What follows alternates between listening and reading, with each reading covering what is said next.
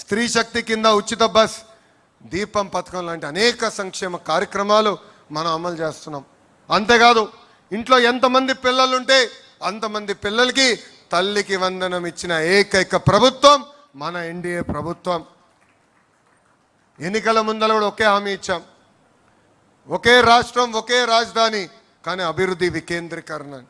ఈరోజు భారతదేశంలో 100 రూపాయలు పెట్టుబడులు వస్తే దాంట్లో 25 రూపాయలు ఈరోజు ఆంధ్ర రాష్ట్రానికి వచ్చిన ఘనత. ఒక Google, Arcelor Mittal, royal Enfield, ఏకంగా ఫైటర్ జెట్లు తయారు చేసే పరిశ్రమలు కూడా మన ఆంధ్ర రాష్ట్రానికి తీసుకొచ్చాం. ఈ సభాముఖంగా ఆ టీమ్ 11 క్యాప్టెన్కి నేను ఒక బంపర్ ఆఫర్ ఇస్తున్నా. డేట్ టైం మీరు నిర్ణయించండి. సంక్షేమ అభివృద్ధి పైన చర్చించడానికి నేను సిద్ధం, మీరు సిద్ధమా అని అడుగుతున్నా. అభివృద్ధి సంక్షేమం హడావిడిలో పడిపోయి గత పాలకులు చేసిన విషయాలు మనం మర్చిపోతున్నాం. మనందరం చూసాం బలహీన వర్గాలపైన వాళ్ళు ఎట్లా దాడి చేశారు. ఎంతోమంది బీసీ, ఎస్సీ, ఎస్టీ, మైనారిటీ సోదరుల్ని వాళ్ళు చంపేశారు. వాళ్ళ అక్కని వేధించని అడిగినందుకు అమర్నాథ్ గౌడ్ని ఏకంగా కిరోసిన్ పోసి ఆనాడు చంపేశారు. ఇది మనందరం గుర్తుపెట్టుకోవాల్సిన అవసరం ఉంది. ఇంతేకాదు ఒక దళిత డాక్టర్ ఫేస్ మాస్క్ అడిగినందుకు సుధాకర్ గారిని చంపేశారు. వాళ్ళ పార్టీకి చెందిన ఎమ్మెల్సీ ఏకంగా వాళ్ళ దళిత డ్రైవర్ సుబ్రహ్మణ్యం చంపేసి శవాన్ని కూడా డోర్ డెలివరీ చేశారు. నంద్యాలలో అబ్దుల్ సలాం మొత్తం కుటుంబం కలిసికట్టుగా వైకాపా నాయకులు వేధింపులు మేము భరించలేమని మా కుటుంబం మొత్తం ఆత్మహత్య చేసుకుంది. వైకాపా నాయకుడు కూతురు కన్నా వాళ్ళ కూతురికి ఎక్కువ మార్కులు వస్తుందని మిస్బా తల్లిదండ్రుల్ని వేధించారు. అది తట్టుకోలేక బుక్లో రాసి మరీ ఆ రోజు ఆత్మహత్య చేసుకుంది మిస్బా. ఇవన్నీ మనం గుర్తుపెట్టుకోవాలి.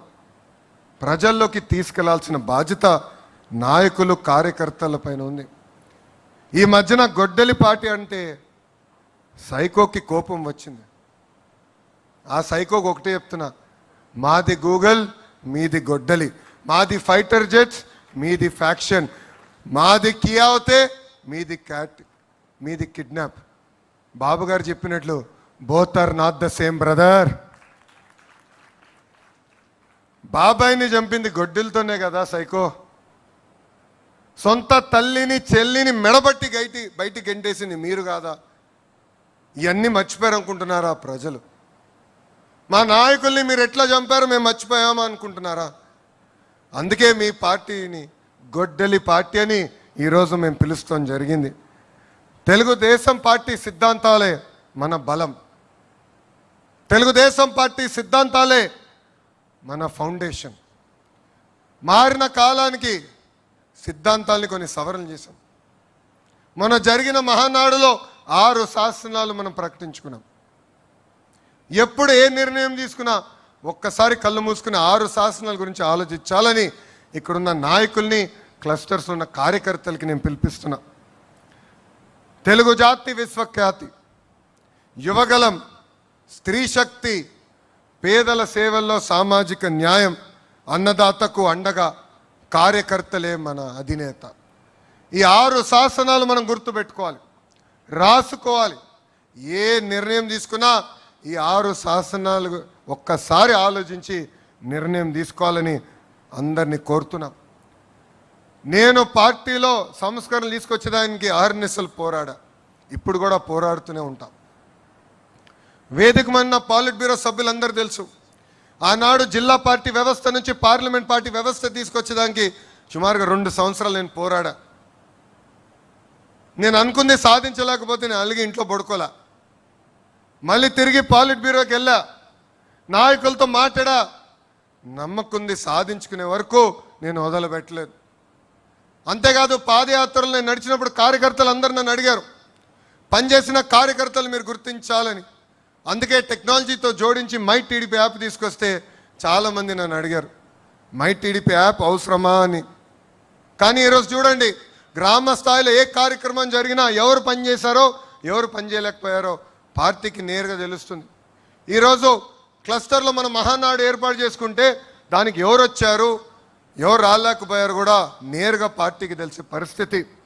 అందుకే పార్టీ చరిత్రలో ఎప్పుడు లేని విధంగా ఒక మండల్ పార్టీ అధ్యక్షురాలు శ్రీదేవి గారిని ఏకంగా పాలిట్ బ్యూరోకి తీసుకొచ్చిన ఘనత మన నాయకుడు చంద్రబాబు నాయుడు గారిది. అంతేకాదు పార్టీ ఆవిర్భావం నుంచి ఏకంగా సీటు పొత్తుల్లో పోయినా అండగా నిలబడి ఎక్కడ కార్యకర్తలు చెక్కు చెదరకుండా మా మంగళగిరి నియోజకవర్గంలో క్లస్టర్ ఇన్ఛార్జ్గా పనిచేసిన ధనంజయ్ గారిని కూడా ఏకంగా పాలిట్ బ్యూరోకి తీసుకొచ్చిన ఘనత మన నాయకుడు చంద్రబాబు నాయుడు గారు. నిజం గడప దాటే లోపల అబద్ధం ప్రపంచం చుట్టూ తిరిగి వస్తుంది. ఈరోజు మనం చూస్తున్నాం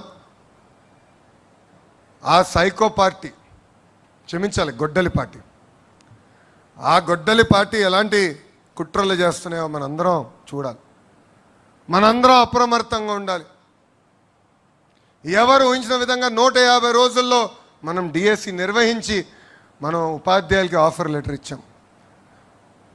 ఆ గొడ్డలి పార్టీ నాయకులు వెళ్ళి ఏకంగా 200 కేసులు మన పైన పెట్టారు. డిఎస్సి అడ్డుకోవాలని ప్రయత్నించారు, కానీ ఎక్కడా వాళ్ళు అడ్డుకోలేకపోయారు. అందుకే ఇప్పుడు కొత్త డ్రామా తీసుకొచ్చారు డిఎస్సి పైన. అందుకే చెప్తున్నా, సైకో నీది 10th క్లాస్ పేపర్ లీక్ చేసిన బ్యాచ్, నాది స్టాన్ఫర్డ్ హిస్టరీ ఉన్న బ్యాచ్. టీచర్ని లిక్కర్ షాప్ ముందలు నిలబెట్టిన ఘనత మీది. టీచర్ని సింగపూర్కి ట్రైనింగ్ పంపించిన ఘనత మాది. 5 ఏళ్ళలో ఒక్క టీచర్ పోస్ట్ భర్తీ చేయలేని ఘనత మీదవుతే, మేము అధికారంలోకి వచ్చిన తొలి సంవత్సరంలోనే 16,000 టీచర్ పోస్టులు భర్తీ చేసిన ఘనత మాది.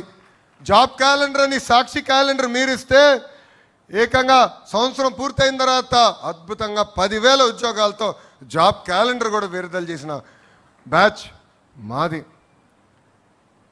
భూమి కంటే ఎక్కువ భారం మోసేది మహిళ.